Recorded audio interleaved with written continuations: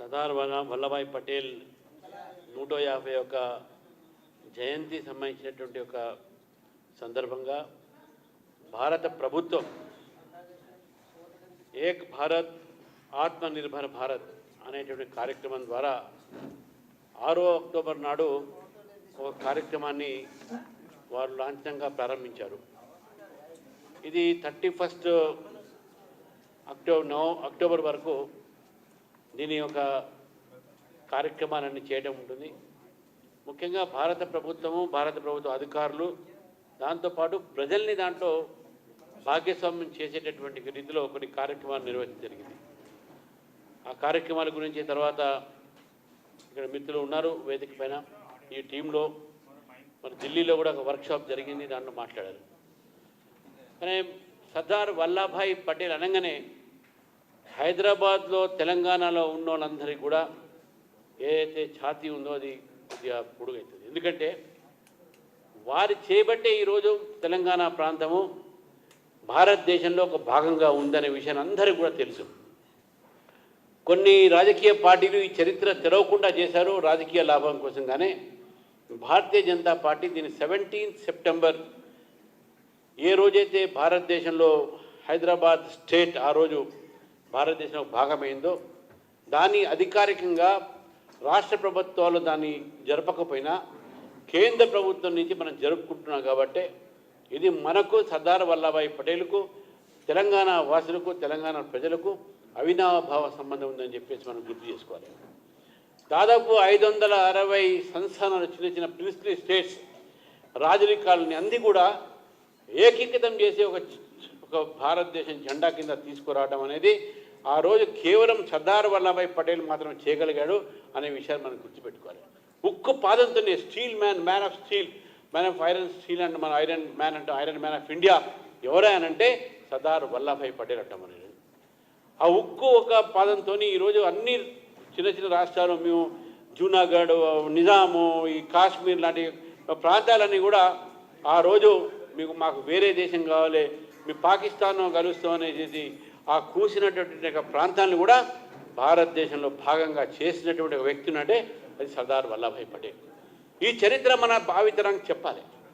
ఈ చరిత్ర భావితరం అంటే ఒక హోమ్ మినిస్టర్గా ఉండి భారతదేశాన్ని మొత్తం ఇక్కడ ఉన్నటువంటి ఒక్కొక్క రాష్ట్రాన్ని ఒక్కొక్క చిన్న ప్రిన్సెస్ స్టేట్స్ని భారతదేశంలో భాగం చేస్తూ అటువంటి మహాన్మని ఈరోజు ఇతర రాజకీయ పార్టీలు మర్చిపోవచ్చు. కానీ ఈ భారతదేశం పట్ల ప్రేమ, మనకున్న దేశం పట్ల ఉన్న దేశభక్తి కేవలం భారతీయ జనతా పార్టీ ఉంది. కాబట్టి సర్దార్ వల్లభాయ్ పటేల్ని ఎప్పుడు కూడా గుర్తు చేసుకోవాలి. అది కాంగ్రెస్ పార్టీ నాయకుడైనా వాళ్ళు చేయట్లే, కానీ మనం చేస్తూ ఉన్నాం. ఎందుకంటే వారు ఈ దేశం ఒక ఐక్యతని కాపాడారు. ఈ దేశం ఐక్యతను కూడా ముందు మనం కాపాడాల్సిన అవసరం ఉంది. భావితరం కూడా ఇవన్నీ తెరవాలి. ఈరోజు భారతదేశంలో మనమైన ఎన్నో రకాలమైనటువంటి విదేశీయులు రకరకాలైన ప్రయత్నాలు చేస్తూ ఉన్నారు మన భారతదేశాన్ని విచ్ఛిన్నం చేయడానికి. జార్జ్ సోరోస్ లాంటోడు ఈరోజు కాంగ్రెస్ పార్టీకి ఫండింగ్ చేసి మన సమాజాన్ని దేశాన్ని విడగొట్టేటువంటి ప్రయత్నం చేస్తూ ఉన్నారు. ఒక వ్యక్తి ఈ దేశాన్ని కలపాలని ప్రయత్నం చేస్తే అదే పార్టీలో కొంతమంది వ్యక్తులు ఈరోజు దేశాన్ని విచ్ఛిన్నం చేయడానికి ప్రయత్నం చేస్తారు. దాంట్లో భాగంగానే ఈరోజు నక్సలైట్ ఉద్యమం. ఈ నక్సలైట్ ఉద్యమాన్ని ఆ రోజు మన్మోహన్ సింగ్ అన్నారు, it is very difficult to root out naxalism. కానీ భారతీయ జనతా పార్టీ వచ్చిన తర్వాత మన అభినవ్ సర్దార్ పటేల్ అండ్ అమిత్ షా గారు left wing extremism will be rooted out అన్నారు. ఈ రోజు మొత్తం నిర్మూలమైందనే విషయాన్ని కూడా మనం గుర్తుపెట్టుకోవాలి. సర్దార్ వల్లభాయ్ పటేల్ లాంటి వ్యక్తి ఉక్కు మనిషి ఆ రోజు అద్వానీ గారి తర్వాత అయితే ఈరోజు అమిత్ షా గారు మనకు సర్దార్ వల్లభాయ్ పటేల్ వాళ్ళు మనకు కనబడతా ఉన్నారు.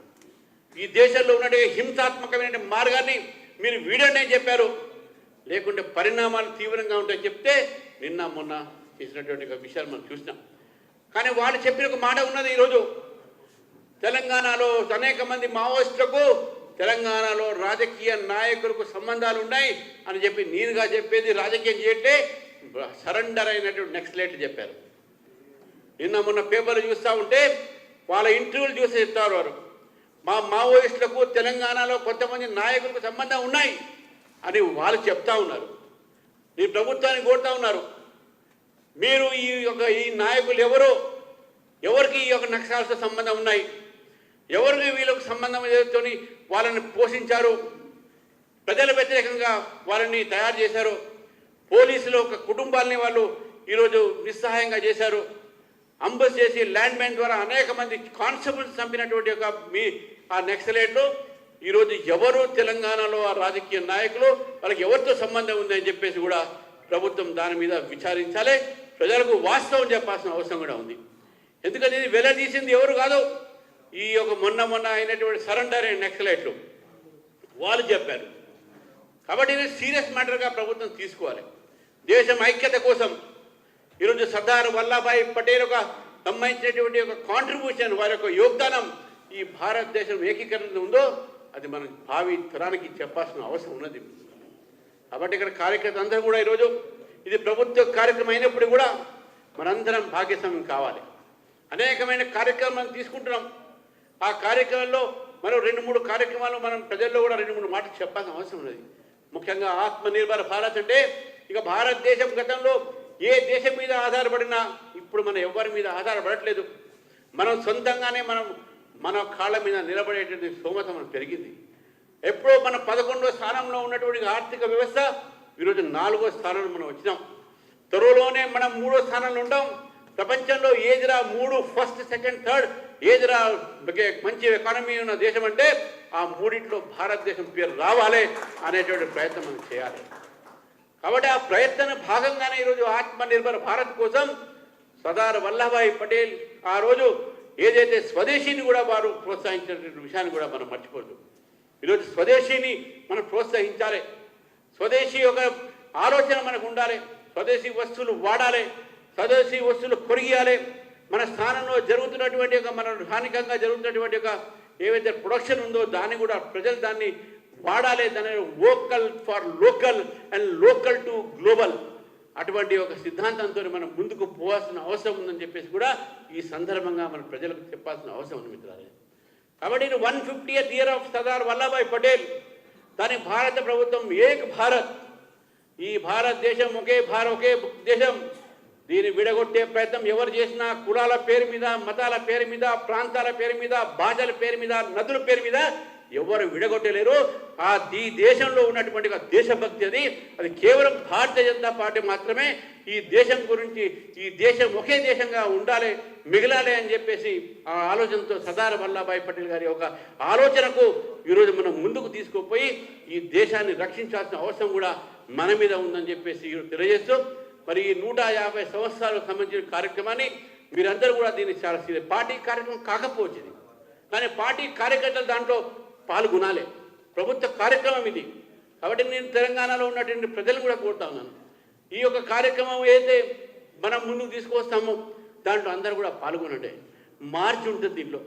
ఆ మార్చితో పాటు సెమినార్స్ ఉంటాయి, రకరకాల కార్యక్రమాలు. ఇప్పుడు ప్రేమేంద్ర రెడ్డి గారు, మన జనసేన వీరేందర్ గారు, అదేవిధంగా మాధవి గారు, పవన్ గారు ఈ టీంలో ఏది ఉన్నారో వాళ్ళందరూ కూడా మీకు వివరిస్తారు. ఆ వివరణ మీకు చెప్పిన తర్వాత మీరు ఆ కార్యక్రమంలో ఇక్కడ ఉన్న కార్యకర్తలను కూడా దాన్ని ముందుకు తీసుకోపోవాలి, ఇది సీరియస్ తీసుకోవాలి. మనకు అనేక కార్యక్రమాలు ఉన్నాయి. జూబ్లీస్ ఎలక్షన్స్ ఉన్నాయి, లోకల్ బాడీ ఎలక్షన్స్ ఎప్పుడైనా రావచ్చు. మీరు అందరూ చూసినాం ఏ విధంగా కాంగ్రెస్ పార్టీ మనందరినీ చెవులో పువ్వు పెట్టింది ప్రజల్లో. మరి వాళ్ళే ఫెయిల్ అయ్యారు, 42% ఇంప్లిమెంట్ చేయాలి. మరి వాళ్ళే బంద్లో వచ్చారు. ఏదంటే ఉల్టా చోరు కోతువాళ్ళు కూడా అంటే అన్నట్టుంది. అది చేసేది తప్పులు వాళ్ళు, దాన్ని సరిదిద్దుకోవడానికి ఈరోజు వాళ్ళు ప్రజల మీద చేస్తాను. ఇటువంటి రాజకీయాల్ని ప్రజలు సహించరు. నీతివంతమైన రాజకీయాలు ప్రజల్లో తీసుకుపోవాలంటే సర్దార్ వల్లభాయ్ పటేల్ లాంటి వ్యక్తుల ఒక ఆదర్శ జీవితాన్ని మనం కూడా ఆదర్శంగా తీసుకోవాలి, ప్రోత్సాహన తీసుకోవాలి. We must get inspiration from these people అని మనం గుర్తుపెట్టుకోవాలి మిత్రులు. కాబట్టి ఈరోజు ఈ యొక్క కార్యక్రమం వర్క్షాప్ ఏదో ఉందో ఈ వర్క్షాప్లో కొన్ని విషయాలు చెప్తారు. దాన్ని మీరందరూ కూడా సీరియస్గా తీసుకొని ప్రజల్లో తీసుకుపోయి ఈ కార్యక్రమాన్ని మీరందరూ కూడా ముందుకు తీసుకుపోతానని మళ్ళీ కోరుతూ, మరి ఈ యొక్క కార్యక్రమం భారత ప్రభుత్వం నిజంగా దీనిలో ఎంపీలు, ఎమ్మెల్యేలు అందరూ కూడా దీనిలో పార్టిసిపేట్ చేస్తారు. స్థానికంగా మన వాళ్ళు కూడా పార్టిసిపేట్ చేయాలి, ప్రభుత్వ అధికారులు పార్టిసిపేట్ చేయాలి.